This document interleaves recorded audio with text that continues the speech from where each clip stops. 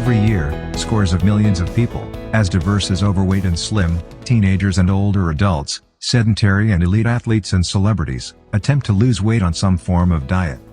As the prevalence of diet-induced weight cycling is increasing due to the opposing forces of an obesigenic environment and the media pressure for a slim figure, that even targets children, dieting and weight cycling is likely to become an increasingly serious public health issue.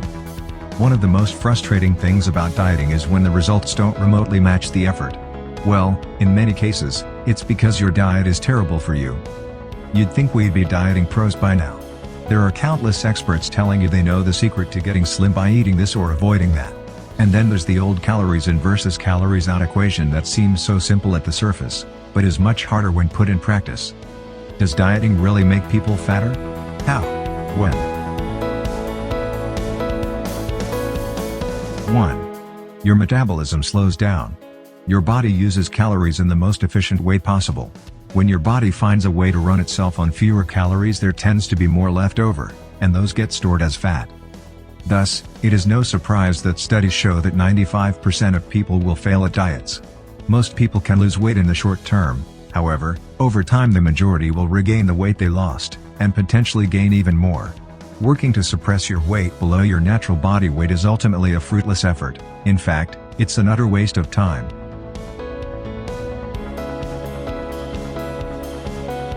2. Dieting uses valuable brain power.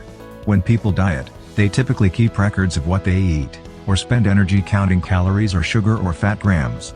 It turns out that this can be exhausting. In fact, dieting researchers who have examined the mental energy, often referred to as bandwidth, available to dieters versus non-dieters have consistently found that people who diet are distracted by their diets and have a more difficult time learning new information, don't problem solve as well, and have lower self-control. Ironic, isn't it?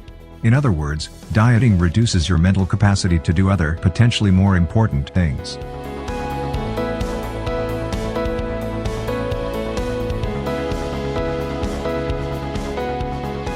3.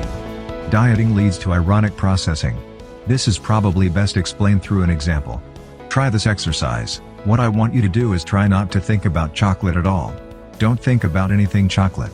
Okay, put all thoughts of chocolate out of your mind for the next 10 seconds, clear your mind and count to 10. How did that go?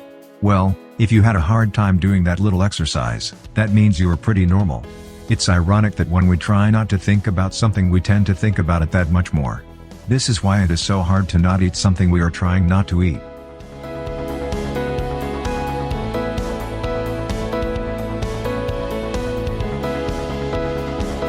4. Dieting keeps you from eating bad foods, but some bad foods are good. Evidence suggests that if we try to eliminate all bad foods from our diet, we are likely to end up overeating them.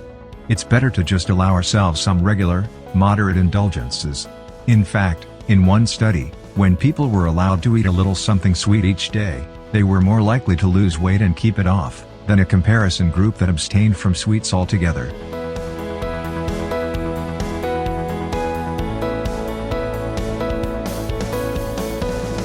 5. The artificial sweeteners and other chemicals currently used in diet soda are safe for most people, and there's no credible evidence that these ingredients cause cancer. Some types of diet soda are even fortified with vitamins and minerals. But diet soda isn't a health drink or a silver bullet for weight loss.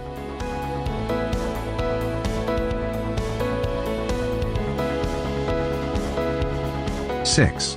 Dieting can make you gain weight. Here's a little known fact. Not only do people sometimes not lose weight when they diet, they often gain weight.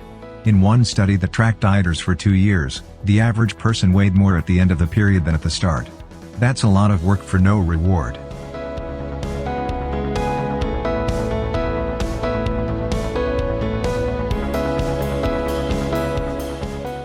7. Losing weight will not make you healthier. You can be considered overweight and be healthy.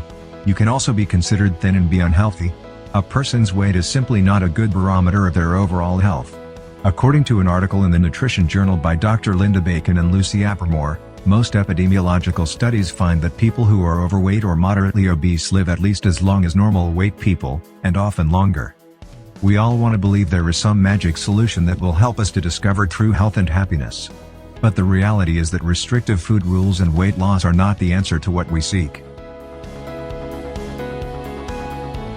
Instead of going on a diet, aim to become a healthier, happier and fitter person. Focus on nourishing your body instead of depriving it. Don't forget to click subscribe to get more lifestyle tips. Become a healthier, happier and fitter person.